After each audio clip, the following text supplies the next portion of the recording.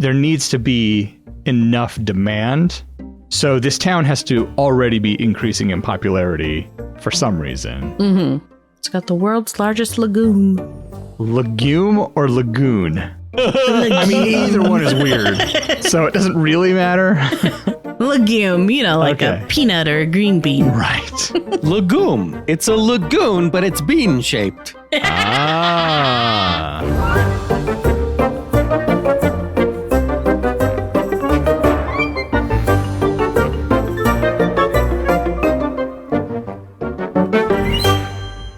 Hey there, story fans. Welcome to Almost Plausible, the podcast where we take ordinary objects and turn them into movies. I'm Thomas J. Brown, and joining me on this episode are Emily. Hey, guys. And F. Paul Shepard. Happy to be here. Mother's Day is this upcoming Sunday, and we thought choosing Mother's Day as the topic for our podcast would be a better gift for our moms than yet another homemade coupon book. Wait, this is for our moms? Oh, no. We're ready to make good on our promise of one free podcast episode. So, Shep, why don't you get us started with your pitches? Okay. A mom receives a handmade present from her daughter for Mother's Day, and it triggers a memory where she gave the same type of present to her mother on Mother's Day. Suddenly, she's back on that day and gets to spend one day with her now late mother, who she misses. Does she turn into a kid again, or she gets to be an adult? No. She's back as a kid. Nice. But it's like Our Town, where she can try to tell her mom that she's from the future or whatever, but her mom doesn't listen or doesn't believe her. I'm sure her mom still loves her, but just thinks her daughter's crazy and playing a game. Yeah, kids making up kids' stories. Yeah. Okay, here's my other pitch. Young parents are arguing over which of the two of them has it better when they suddenly swap on Mother's Day. Standard body swap movie shenanigans ensue. Always fun. Always fun. And I like the idea of the dad-mom swap because it always shows how much work a mom really goes through. Right. And then the mom just gets to have fun. Yeah. No, they both have to learn how hard it is for the other person. Yes, I know. All right, Emily, let's hear your pitches. All right. So I've got a post-apocalyptic world where children are raised in dormitories for certain jobs. One girl becomes pregnant and fights to keep her baby with her. This causes an uprising, and it becomes known as the Mother's Day Uprising. Sorry, I'm just picturing the speech from Independence Day, but it's Mother's Day. That would be fantastic. So my second one is a coven meets on Mother's Day to increase their collective power. It's a witch fest. Woman power, rah-rah, yay. And you're pitching that to two guys. I'm totally imagining like Joy Luck Club or Tortilla Soup. Yes, something like that. Yeah, but with witches. What would you call that? The Joy Cauldron Club. So my third pitch is killings happen on Mother's Day every year. All the victims are young men in their early 20s. Turns out it's an angry mother who's taking her maternal rage out on these men for the crimes of her thoughtless son. So a little bit like Serial Mom. Is that what Serial Mom's about? I don't think I've ever actually seen it. I mean, mom is a serial killer. Yeah. That's the connection that I was thinking of. We could call it Mother's Slay. Is that not already a thing? That's pretty good. It would be good. I don't know if it's a thing. Probably is. It feels like a Tubi original right there, just waiting to happen. Sweet Tubi money. Hey, honestly, I don't need Hulu or Netflix money. I just need money. I don't care where it comes 100%. from. So if Tubi wants to sponsor our show, good, great. All right. I have two pitches for you. The first is a heist film where three older women, all mothers themselves, use a Mother's Day spa trip as a cover to rob a wealthy and unethical businessman who has been ruining their community for years. All right, let's do this one. Yeah, I'm told. Okay. I'm glad I didn't have to follow this pitch. You're the winner this week. Well, I'll throw out my other pitch just so that we have it, since I said I have to. The other pitch is three sisters come together to visit their aged and sickly mom for one last Mother's Day before her passing, which happens just a few days later. As they clean out her house, the women learn more about their mother as well as each other. It's an emotionally taxing week, but one that leaves them changed for the better. Nope. Too much crying. Yeah. Let's do a fun heist film. Old Lady Heist. Old Lady Heist. Let's name these women right off the bat. Betty. That's just the characters from Golden Girls. Yeah. Betty, B, and Estelle. What are some good old lady names? Are they old ladies or are they just moms? I imagine them at least in their 40s. Okay. But probably at most in like their 60s. So Okay. Shoot for the middle, 50s. So Jennifer, Jessica. Yeah, Jennifer, Jessica, and Tiffany. Yep. Yeah. Actually, I really like that idea. All right. What do we need to know about Jennifer, Jessica, and Tiffany? Who's the ringleader? Well, Tiffany is the only one who doesn't have a J starting name. So it could be Tiffany, and the two J characters are the ones she brings into it. Yep. See, I see Tiffany as so like an egomaniac. Tiffany's brilliant, and she just has these two henchmen. She doesn't care which is which. They both have J names. To her, they are identical. So she's constantly calling one the other name. I think that she should frequently refer to both of them at the same time so that she doesn't have to differentiate. She's just like, Jen, Jess, both of you, ladies. And then there's a scene where she's like, Jen, Yeah, she never refers to one by their name. It's just the both of you all the time. And then that's your, third act twist. What's my name? Which one am I? Which one am I? They're not even sisters or related. Maybe they're not even the same race. Like, it wouldn't be hard to tell them apart if she just bothered to learn. You say that, but I forget names all the time. Right, but they're planning a heist together. Right. I guess I don't plan heists with people. Whew, good, I'm not missing out on anything. This is all a test. Thomas doesn't know about our heists, Emily. Well, yeah, because if we told him, they wouldn't be secret anymore. Yep. So I'm guessing that they are not close friends. Like Jennifer and Jessica are friends. They're like the friend moms at, the PTO meeting. And Tiffany is the workaholic scary mom that kind of shows up every other month, but she ends up wrangling them in. Maybe she's the mom that never shows up and then something happens that she's like, we cannot stand for this. And then that's what brings her in to rally the rest of the parents to help destroy this businessman. But no one's interested. No one cares because it'll be good for the community, they think. But Jennifer and Jessica at the end of the meeting are like, we're on board with their matching Stanley cups and their. See, I would go the other way where it's one of the J's approaches Tiffany. Because they know Tiffany gets stuff done. She is the president of her HOA or whatever. Okay. She is some whatever in charge person. And so they see her kicking ass and taking names all the time. And so when they have a problem, they approach Tiffany. But Tiffany's the godfather. So they don't realize what they're getting themselves into when they approach her. Because one day. Yeah, right. I was just thinking the same thing. Look at me, a girl quoting The Godfather. Tiffany's like, do we know we can get at a horse's head? No, Tiffany would be able to get a horse's head. She just wants someone to transport it. Right. She could get it today by 3:00 with nail polish. Hoof polish? With braids. Yeah, there you go. Yeah, I like that. So, I think we probably need to figure out what this guy is doing, or does it matter? For the purposes of what we're doing in this episode. We just know he's an unethical businessman and they're trying to knock him down a peg. Is he trying to knock down the school to build a mall or something? Why would he build a mall?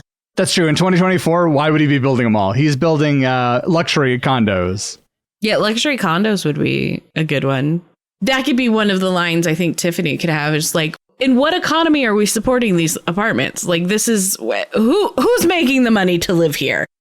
Is it like the old library? He wants to knock down the library and... Oh, is Jennifer or Jessica a librarian? Are they closing the library so they can knock it down? And this is crossing her bottom line. I like that. She didn't care when they were destroying other businesses, but now they've come for the library. We're a public service. You can't shut us down. It's un-American. They're taking our books. Taking our books. There should be a conversation that Jennifer or Jessica, whoever works at the library, maybe they both do. Somebody says something about how the libraries don't just have books. They have all these other resources. They do. I've recently rediscovered the magic of the library, and I'm evangelicalizing everyone I know about it. Good. Let's put it in the movie. Yeah. Okay. So between Jennifer and Jessica, which is the librarian? Jessica, it's the weaker name. Okay. So Jennifer is the one who knows Tiffany. Mm. So Right. Jessica goes to Jennifer with, hey, they're closing down the library. And Jennifer goes, oh, I know someone you can talk to. Smash cut to them having coffee, the three of them. What is Tiffany and Jennifer's relationship? Well, I liked your PTA idea. So it's like they could just have kids who go to the same school. That sounds great. Or they had kids who went to the same school. Yes. Their kids are older now. Yeah, she remembers her from the elementary school PTO. Yeah. She was a badass. She got stuff done. The carnival she ran is the best carnival they'd seen in 30 years. Oh, she had all sorts of community connections. Yeah. There were pony rides, and I kid you not, a goddamn roller coaster. This is where we get the pony head. Little Sebastian? So is Jennifer our main character? Is that who we're seeing things from? I think so, yeah. Yeah, that would make sense. Does it matter what... Well, I think we can wait to find out what Jennifer does. Later in the film, when we realize, gosh, we need someone who's an insert job here. Well, that's what Jennifer does. How do they plan to take this guy down? Are they going to expose his dirty secret? Are they going to... Maybe he hasn't been ruining their community for years. Maybe he's an outside developer who's coming in. And so they're just going to make this town too unattractive for him. It's going to be too much trouble. So he leaves. Does the developer have a name? Oh, it's Steve. Never mind. I was gonna say, Right. yeah, his name is Steve. Okay. Steve has this business. Like he goes in and develops these small towns. This is not his first town. This is just one of many. So in Tiffany's research, she discovers his history. But he has to develop something. You know, he's already made all of this investment. He can't back out. He's between a rock and a hard place. Yeah. So they can't just make the town unattractive to him because it's too late. Sure. He's already started. He's already picked off the other businesses around the library. And he has investors. Yes, he has investors who are with the mob. No. So he can't back out, and they need to make him back out, but he can't. I'm glad we made this more difficult to figure out. So, well done, Shep. Well, because otherwise... No, you're right, though. It creates stakes for everybody, which makes sense. That's what we want. And it gives him a reason why it's so important.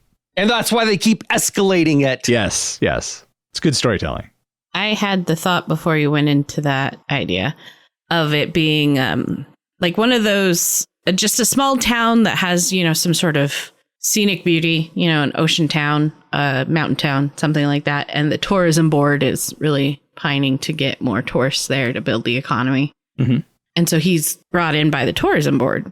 So there's stakes for the town because the town's fighting them too, even though he's basically destroying whatever. But it doesn't make sense with that storyline that you're going with.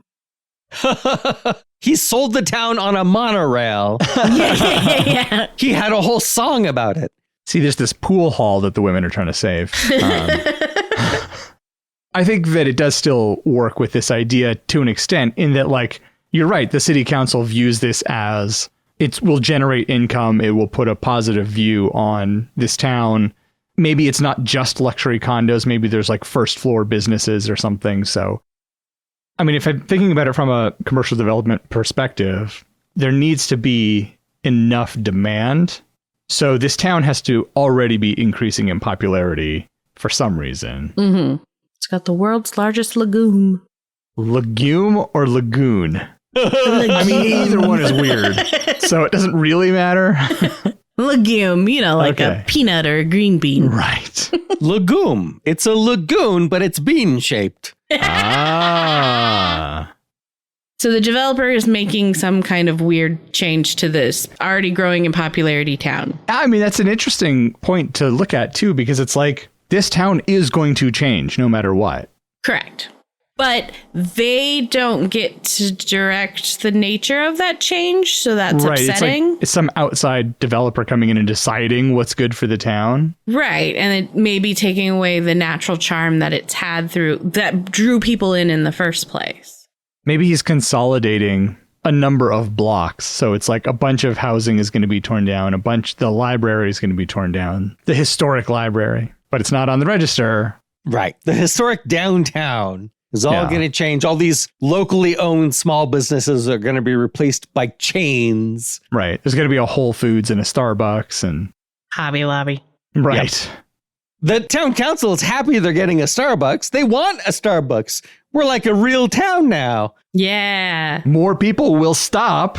Right. They're not realizing they're losing the small town charm. Yeah. But Vanessa already has a coffee stand. We don't need a Starbucks.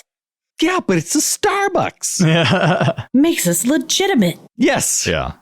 Well, I like this outside force coming in and ruining the small town charm as the driving force.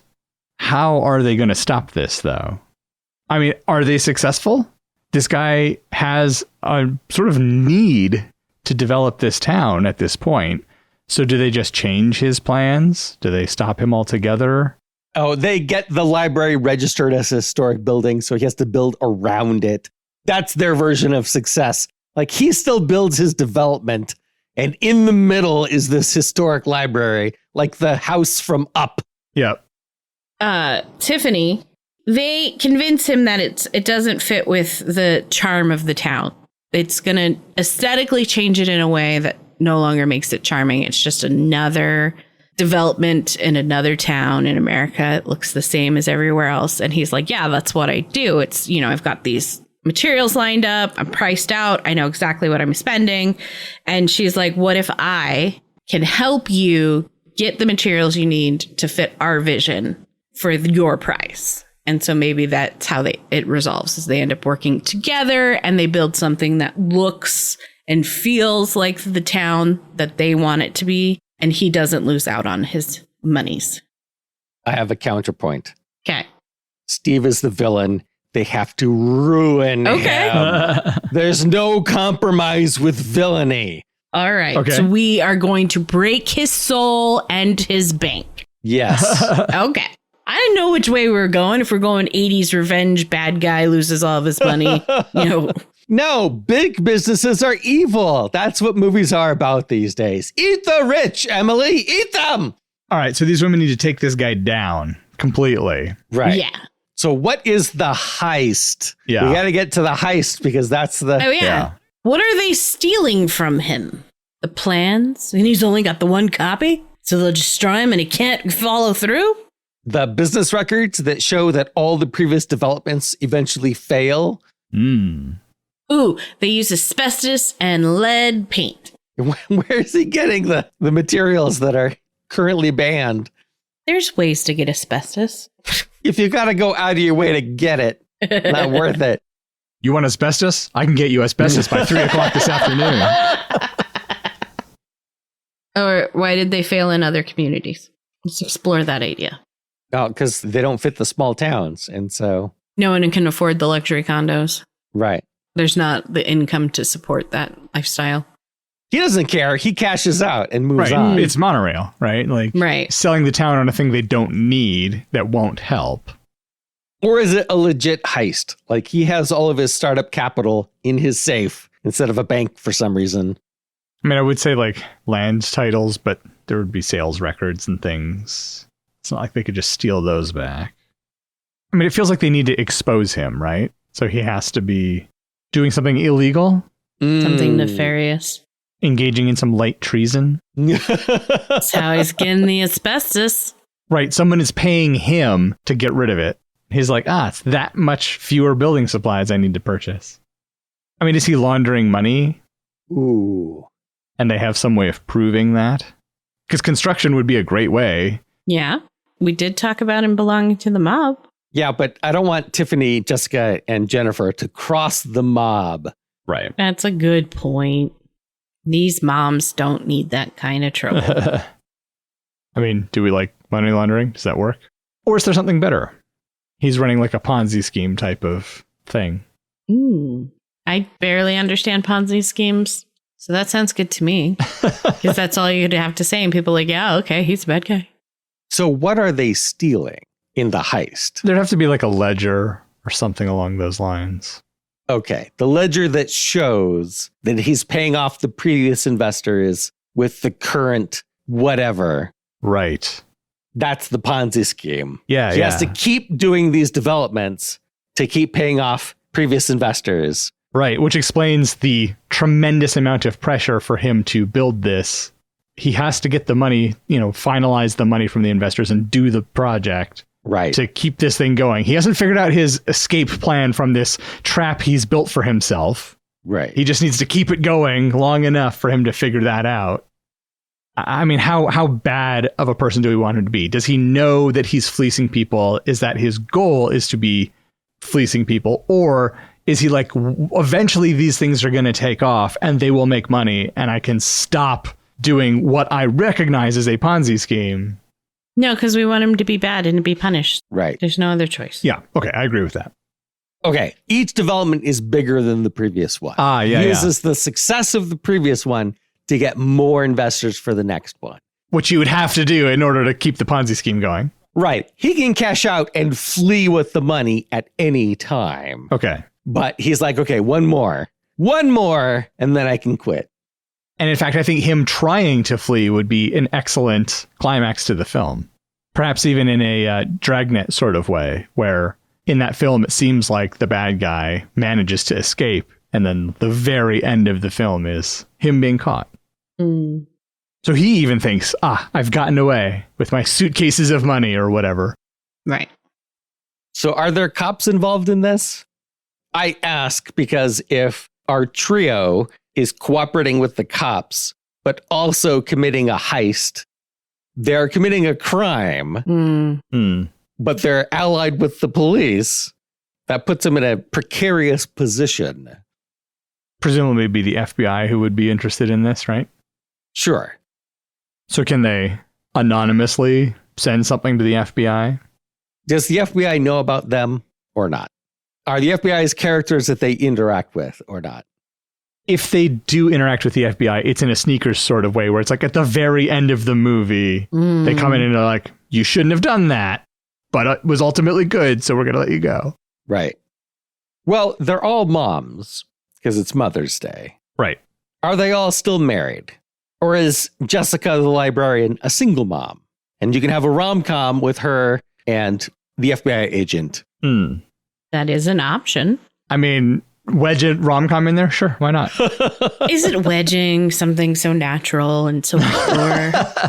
Honestly, Hollywood loves this kind of thing, a romance where there doesn't need to be one. So if it helps sell this story, then sure. Is it the sneakers ending again? All Jessica wants is Agent Cody's phone number or something. Agent Cody? Yeah, Agent Cody Banks. He's grown up now. And oh my gosh. All the main characters are former child stars. It would be funny to get Frankie Muniz as he's too young for an old lady. Hey, he's 38. He's not too old for a middle-aged mother. Yeah, if she's 40, it's not that big of a difference. It's not that weird at all. If she's 42, it's totally fine. This is why they're doing the heist. They're getting the ledger. The FBI can't get the ledger, but these ladies can. Because the guy's smart enough not to have a second set of books on electronic devices. He literally has a second set of books and a book. Right. It's in a safe in his office. Can't be hacked. Right. That's actually really smart. Do criminals still work that way? Not dumb ones. So what's our agent's name? Are you really sticking with Cody? No, it doesn't. Is he their age or not? I think he's a little bit younger, but not dramatically so. Then his name is Zach. No, never mind. Can't do that. Because there's a Tiffany Amber Thieves and Zach. It's just, no. Right, but he's ending up with Jessica, not Tiffany. Yeah, so I guess his name can't be Slater. That way he won't end up with Jesse. Right, he's Agent Charlie Slater, AC Slater. Oh, gosh. Brad. How about his name is Brad? Yep. What's his last name, though? He'd be Agent something. Cooper. Bradley Cooper. For a whole second, I was like, that's a good name. Yeah, that works. Brad Cooper. That's great. That's got a good ring to it. That sounds natural. Well, whatever his name is. So he works for the FBI. Do they know him earlier in the film, or does he only show up toward the end? He has to be investigating Steve, like, already. Uh-huh. Oh, that could be one of the things Tiffany finds out, like, super quick. Like, when they first bring it in to her, and she's like, well, why don't we ask the agent he's investigating? Because, you know, she knows things. Right. She's got connections. I think when they first bring her in, she's just heard this rumor that he's being investigated by the FBI. Okay. And then they can discover that, yes, that's true. Or maybe that comes up, the rumor idea comes up at some point early on. I'm trying to think if there's a reason the FBI can be staking out Steve's office. Because Tiffany and her minions can discover the stakeout car. Yeah. And then Jessica can show up with coffee and muffins. From Vanessa's. From Yes. Vanessa's coffee. Yes. Very good. Tie that back in. So imagine they can't get the evidence. The FBI can't get the evidence. They're going to have to close the investigation. And that's when the girls do the heist. Like, at first they think, oh, the FBI is going to solve our problems. But then they don't. So then maybe Tiffany doesn't come into it until that point. So somehow Jennifer and Jessica discover this FBI connection. But they find out that they're leaving. FBI is leaving town. So I don't want to put off Tiffany till the end, but we can have a gap there. So they approach Tiffany. Tiffany goes, oh, the FBI is investigating. Like, that's the end of their interaction. Here's the solution. You came to me with a problem. Here's the solution. It's already being handled. It's already being handled. The FBI is doing it. And then the FBI drops the ball. And so that's when they go back to Tiffany because she solved the problem before. So she's not just coming in at the end. She was integral at the beginning. I like the characters that we've set up so far. I like the premise that we have. So let's take a quick break. And when we come back, we'll figure out the rest of this story for our Mother's Day heist.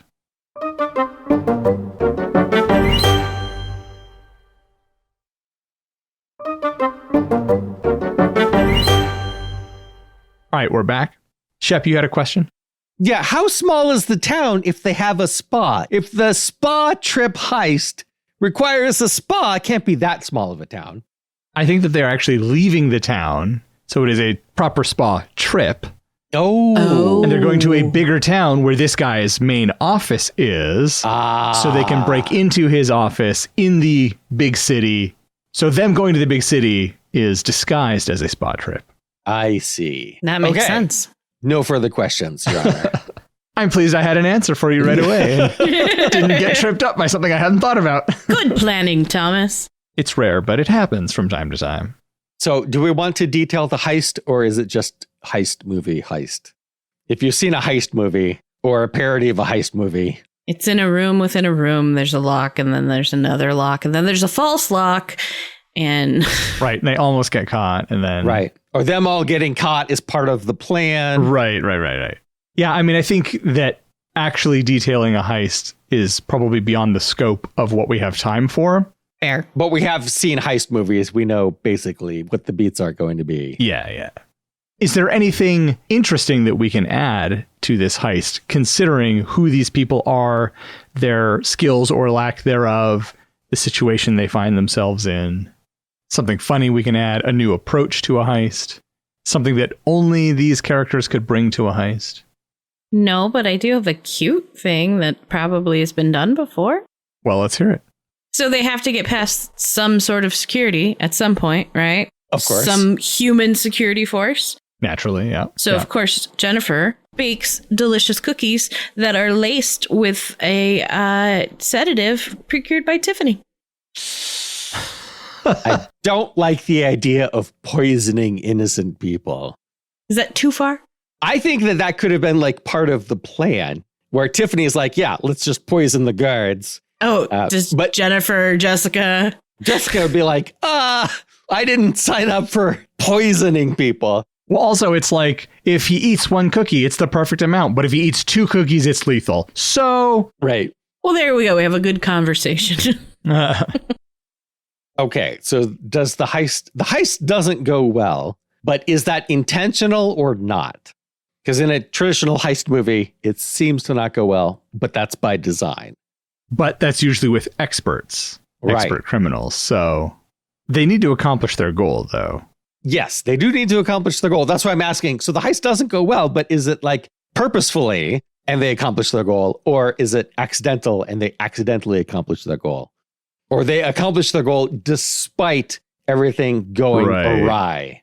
I think I like that, where like they have this idea like, oh, well, we can do this thing. And then it doesn't work. And that's a setback, but they overcome that setback, or something breaks early on, but then later they realize they can still use it for something unintended or something along those lines. And I mean, some things do work properly. In fact, I think early on, something that they come up with goes just as planned. And so they have this early boost of confidence. Ah, great. It's working. We can do this. They have like a practice heist on something else. Sure, they would probably practice. And that can give us some second act, I don't know, B-roll, basically. Yeah. Some filler. They go somewhere and they've marked out with masking tape or chalk or something like, we've got the blueprints for his office, so we can, 20 paces from the door. And we've got the same model of safe that he has, so we can practice cracking the safe. They get to the actual safe and the combination is just written on a sticky note. Right. I was thinking about that for the guard. Like, there's like, how are we going to get past the guard? And they have this whole convoluted plan. And it turns out he's just like sleeping at the desk. Because he's just shitty at his job. He's just a minimum wage night guard or something.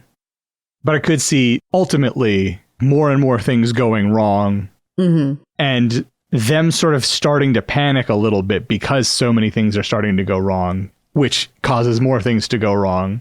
Right. But ultimately, it being successful. I think the only way they could do that, though, is they have to get the ledger out of the safe, because the police are going to show up and they need officials to look at it. I am just picturing a scene with Jessica and Brad, the FBI agent, where they've gotten the ledger out and they think, great, we did really good. And then Brad's going through all the security footage and listing off all the crimes that they did and like estimating the years in prison that they'll get. And it's getting longer and longer. That is pretty funny. But Jessica and Brad are very flirty. So it's like, do they get together at the end or does he send her to prison? I don't think he should send her to prison. It would be a funny twist, but it might not be a fun twist. Right. Well, or he does the estimate of all the years that they would get in prison. And then he goes, well, of course, that's what would happen if we found the security tapes, which we didn't, because it's a movie. So if they trip an alarm that they don't realize they've tripped, the security guard will call probably the police. Like, how does the FBI get involved? Are they staking out the building for some reason on a Sunday? They might not even be staking it out. They're just at their office in town and they get a call that the police are on the way to this building that they've been keeping an eye on. They're cooperating with the local police. So the police let them know. Right. And so they also go to the building. Right. Something's happening at the business of the guy you're investigating. Yeah, you'd want to go check it out and make sure that they're not. Sure. It's not going to mess up your case. The trouble there, though, is that you have a security guard and a bunch of police who know what happened. The FBI can't really sweep it under the rug. Do they know what happened? If you're a criminal and the police show up and they're like, hey, we got a call from your security guard. Do you go, oh, yes, come on in. Let me show you my security tapes and you'll know who has come and gone from this building. No, you go, sorry, false alarm. Stay out. Right. I'm picturing that the girls tripped the alarm and got captured by these guys and they're like tied to chairs in his office. And the police are outside the building, but they can't come in. What were you going to say, Thomas? What if the women see something that would trip an alarm and manage to avoid that? What they don't realize is they have quite a while ago tripped a silent alarm that they didn't know about, but that doesn't alert the police or anybody. It just alerts Steve. Steve knows that someone has gone into his office. There's like a separate alarm that he has set up that just quietly lets him know. He's got like a Nest camera or something, a Ring camera, I mean. What are those other ones? Whatever the brand is. He has a Ring camera that saw movement. Whoever's sponsoring the movie. That's the brand. Right. Right. Yeah. And texted him. And so he comes in and catches them and ties them up, whatever.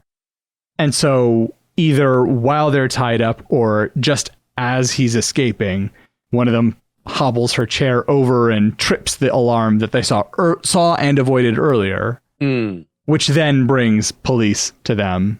This works for me. Especially if the women have previously been vocally against him. He has kidnapped his detractors. Right. And then that allows them to search his office so that they can get into the safe and get the ledger. Yeah. So it's a little of both, right? They didn't intend to be captured, so it wasn't part of the plan. Right. But then they got captured by Steve, but then their plan changes because of that, so now they do need to get captured by the police. One thing I think that we've pretty thoroughly glossed over is how do they find out that he's running a Ponzi scheme and has this ledger in his office? Tiffany's resourceful, but damn. Tiffany's the godfather. She's got connections. She's got forensic accountants on speed dial. Why is she in this tiny town? Don't worry about it. Do her and Brad exchange a knowing glance of like, oh, I recognize you? Yeah. I mean, certainly part of her research would be looking into the previous developments. Right. And she could find something fishy. Right. And say, I have a feeling they might not definitively know at first. So there maybe is a mini heist early on where they do something to get proof or to confirm their suspicions. I think one tricky thing is he's going to want to minimize who knows about the Ponzi scheme. Correct. So who else knows? Somebody else has to know. Because if it's only him that knows, they're screwed. There's no way to know. We are screwed. There's no way for them to find out. So we need someone else who knows. So I was thinking, like, in the lines of a mini heist, there could be where they run into him at some sort of town meeting, whatever. They plan to be there on purpose. It's not just a coincidence that they're in the same spot. Like, they plan this. And they steal his phone, flirty, whatever they need to do to distract him while another one looks through the phone. I don't know how they unlock it. I don't know how he doesn't pay attention to them taking it, other than that's part of Tiffany's special skill set. And they find some texts or something file that confirms their suspicion enough for them to want to go forward with the big heist. I think that kind of heist, that kind of, sleight of hand doesn't fall into the skill set of our main characters. Whereas they could just call people in the previous towns where he's had developments and say, hey, how many people are going to these new stores? Right. And go, these numbers don't add up. Like, he's giving a presentation about how much money he's making, but where's that money coming from? Right. It doesn't make any sense. And there's no sleight of hand involved, and they don't have to make face-to-face contact with him necessarily.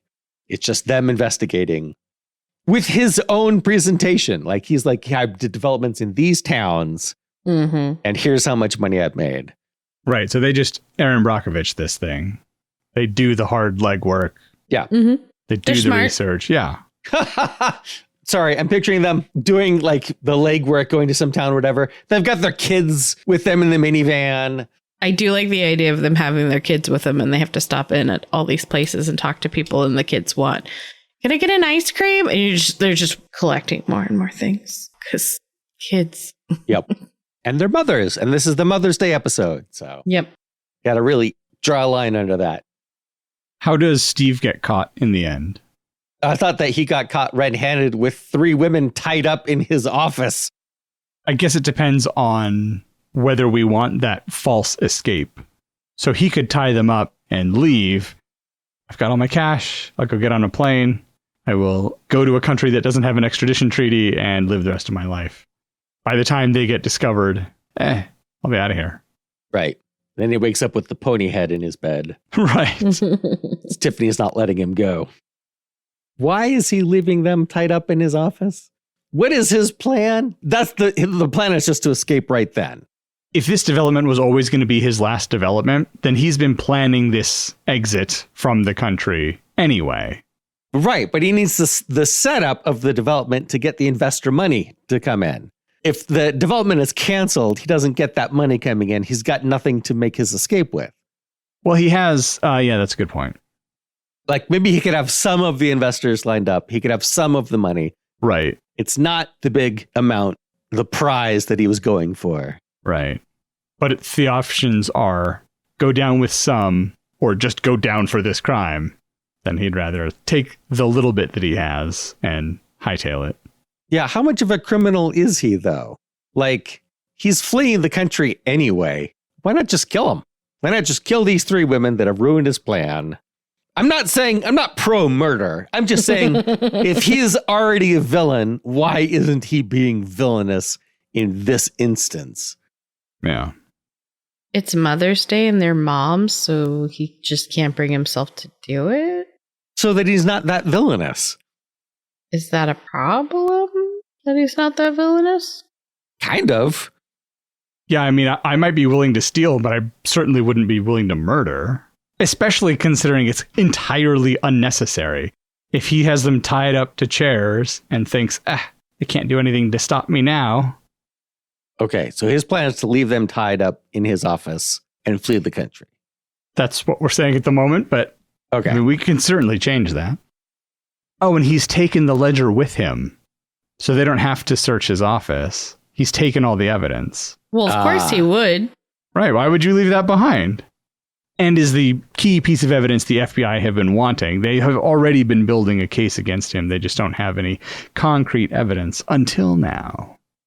Also, the kidnapping 3 women in his office thing. Yeah, that whole thing. Minor detail. All right, so that's how the crime is wrapped up. Do Jessica and Brad get together? That's the real question. Well, yeah. I'm trying to figure out how their relationship would work. He's not local. Right. He doesn't live in this tiny town. You think you're too hard about it. Does the town realize what they've done? Good or bad, right? Like, what is the town's reaction to this? Many people in the town wanted this development to happen. Not Vanessa, though. No. At the end of the film, or I guess in the denouement, like, what happens? What do these 3 women want, and what do they have at the end of the film? The library is protected. Maybe early on, one of the things they try is to get the library on the National Register of Historic Places, but they realize that application is going to take too long. Even if it's successful, the library building will be demolished before that application will be seen and considered. So they have to do the whole heist thing. But at the end of the film, it's a year on or however long, and the application has gone through. And we're seeing the dedication ceremony of, we're putting the plaque on the building, and now this building will be here forever. That would be a cute denouement, and then he could come back. Brad could come back and be there for her for that event. So they clearly are having a long distance thing. And Brad has retired or something. No, he's young. He's at his peak. He's running for sheriff of this town. And you can set up earlier, because Jessica's got kids. She's a mom. That's the Mother's Day. Right. So you could set up that Brad spent too much time on his career and never settled down and started a family. And he regrets that. So like, here comes like a pre-made family. Yeah. Prefab. Prefam? Yeah.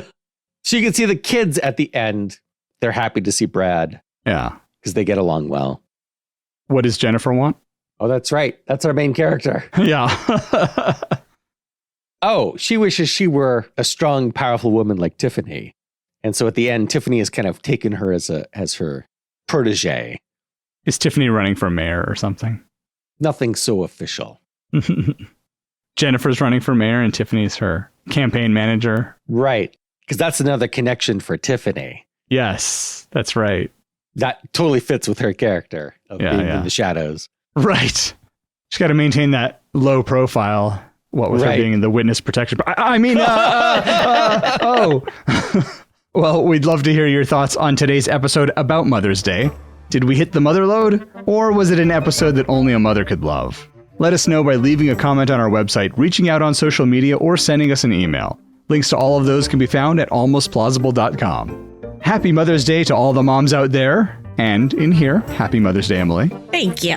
If you're looking for a last-minute gift idea for your mom, maybe you can suggest she join Emily Shep and I on the next episode of Almost Plausible.